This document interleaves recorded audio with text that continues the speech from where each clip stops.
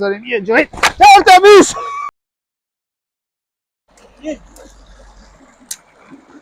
نگو دیگه فندک نداریم.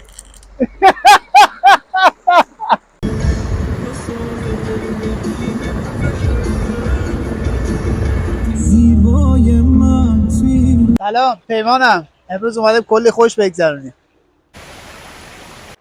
سلام یاسینم.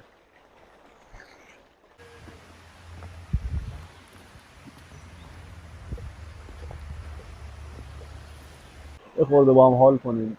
نم بارونم داره میزنه، یعنی اگه هوام مثل تصویر و صدا قابل لمس بود توی فیلم، ما اینجا اومدیم بارون نمیزنه داداش. چتر خدا پهنه رو سرمون. اینم چتر. خب کم کم جامون که آماده شد برای نشستن، بریم سراغ چای دم کردن و یه املت ناز. بعد کتری میخوایم که داریم، کتری که چیزی واسه از دست دادن نداره، واسه از دست آخر دنیا دیگه، فراخره یه جورایی. بعد سیم مفتول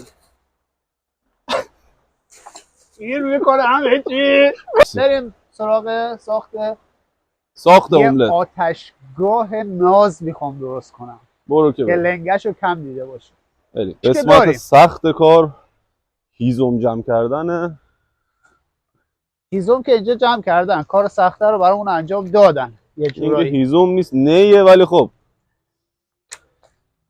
بارون وحشتناکی دیگه داره میشه، فکر نمی‌کردم انقدر جایی که ما هستیم چقدر خوبه بشه. نمیاد اصلا، جدیدگریه دیگه نه. یه پل باحال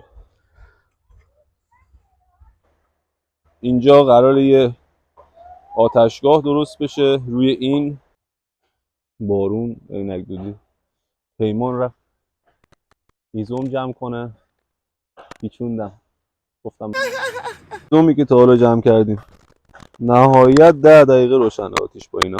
مرد توی پیمان، به خدا. آفرین. نمیدونی چه سختی کشیدم برای جمع کردن این چوب. آفرین. مرد توی. منم مراقب وسایل بودم تا بیای داداش. زحمت شد برات البته، ولی خب خسته نباشی. قربون. یه چیز لاکچری بشه، یه اندازه بگیرم بیاریم بذاریم یه جایی ترتمیز.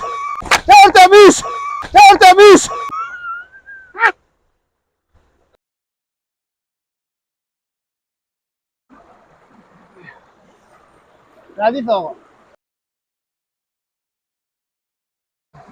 برو ویو رو.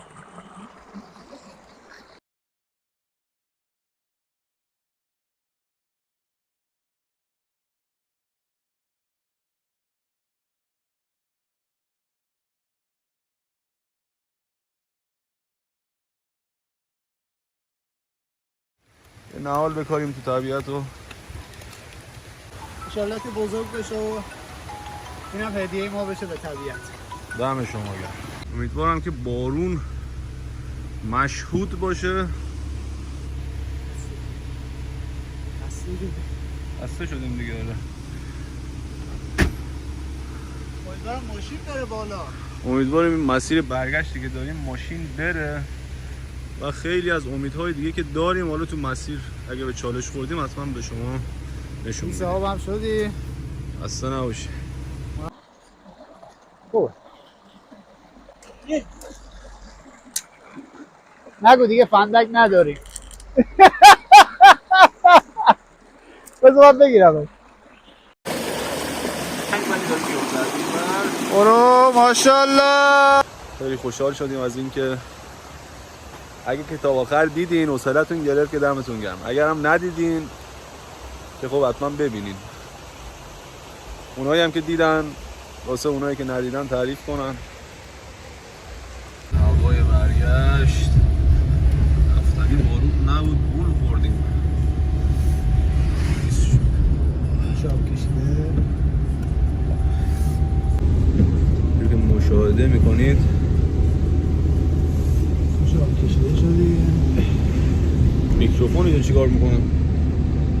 خواهشاً دوستان حمایت کنید، خیلی سخت بود ویدیو امروز. آره حمایت کنید که ما این دفعه تو برف هم بتونیم انرژی داشته باشیم بریم.